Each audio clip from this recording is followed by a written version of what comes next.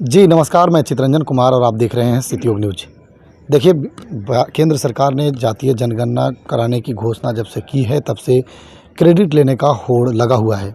इसी क्रम में जब पटना में बिहार के पूर्व उप मुख्यमंत्री और नेता प्रतिपक्ष तेजस्वी प्रसाद यादव ने पटाखे फोड़कर इसका क्रेडिट लेने का काम किया, तो अब जो है पक्षधर जो नेता हैं, पक्षधर जो पार्टी है भाजपा और जदयू और लोजपा रामविलास और हम के जो नेता हैं वह अब विपक्ष पर हमलावर हो गए हैं।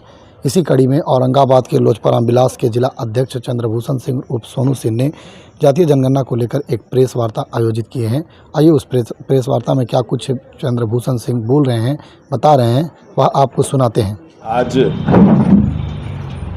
लोक जनशक्ति पार्टी रामविलास औरंगाबाद की ओर से प्रेस कॉन्फ्रेंस का आयोजन किया गया है, जिसका विषय है जो अभी जातीय जनगणना का जो अभी हमारे देश में चल रहा है, आदरणीय प्रधानमंत्री जी के द्वारा जो निर्णय लिया गया है उसी पर आधारित ये प्रेस कॉन्फ्रेंस है। आज इस प्रेस कॉन्फ्रेंस में सबसे पहले मैं तमाम आए हुए अपने पत्रकार बंधु का मैं आभार व्यक्त करता हूं और स्वागत भी करता हूं। और यहाँ हमारे पत्रकार के रूप में बड़े भाई भी मौजूद हैं, कुछ मित्रवत भी हैं, कुछ हमारे छोटे भाई के रूप में भी है। मैं सबका हमेशा से आप लोगों को, हम लोक जनशक्ति पार्टी रामविलास औरंगाबाद को कोऑपरेट करने के हर मामले में मैं आपको अलग से बधाई देता हूँ। आज का विषय जो है वो जनगणना से आधारित है।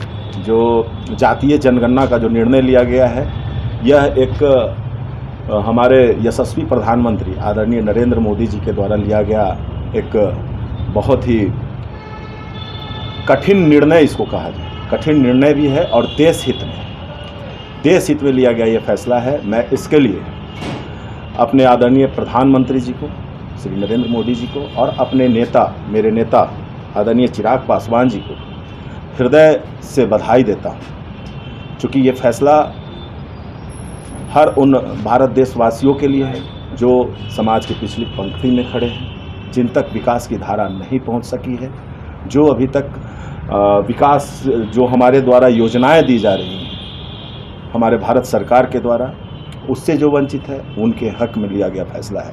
और ये फैसला ना सिर्फ उनके हक में लिया गया है, बल्कि हमारे जो पार्टी के संस्थापक आदरणीय पद्म भूषण से सम्मानित रामविलास पासवान जी थे, उनके द्वारा भी समय समय पर सदन में भी इस मामले को उठाया गया है। वो जातीय जनगणना के पक्षधर रहे थे, वो गरीबों, शोषितों, वंचितों की आवाज़ थे।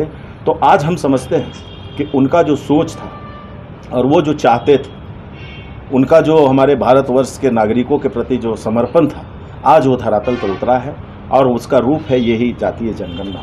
आज जातीय जनगणना जो है, कुछ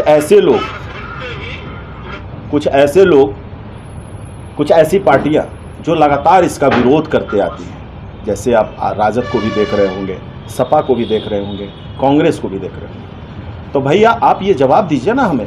आप सत्ता में जब बने हुए थे, 1931 में अंतिम जनगणना हुई थी और 1947 में हमारा भारत देश आज़ाद हुआ और आज 2025 चल रहा है। 100 साल लगभग होने को है।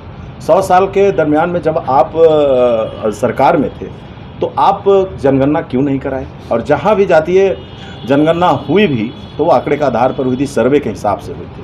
तो आप आज इसका विरोध जता रहे हैं, आज आप इस पर मुखर होकर के बोल रहे हैं। तो आप ये सबसे पहले बताएं कि जब आप सरकार में थे तो समय समय पर जब भी चुनाव आते थे, जब भी राजनीति करने का मौका आपको मिला, आपने उस वक्त को जरा सा भी चुप करने की कोशिश नहीं की। आपने जातीय जनगणना को आगे ला दिया।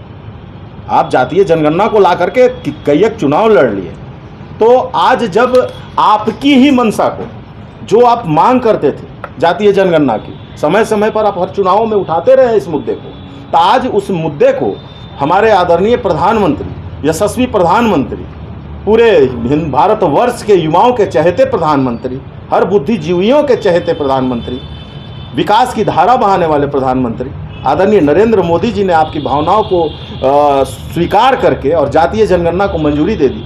तो कौन सा गलत कर दिया? फिर आप चिल्ला क्यों रहे?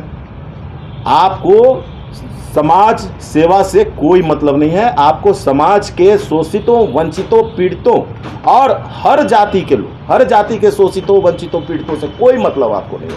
आपने सिर्फ भारत देश के नागरिकों को, चूँकि कांग्रेस ने भारत देश में बहुत दिन राज किया, और बिहार प्रदेश में हम कहते हैं हमारे आरजेडी वालों ने हमेशा से लोगों को छलने का काम किया है। इनका कोई मंशा नहीं है कि हमारा समाज एक उत्तम समाज बने, हमारा समाज में सभी को बराबरी का हक मिले।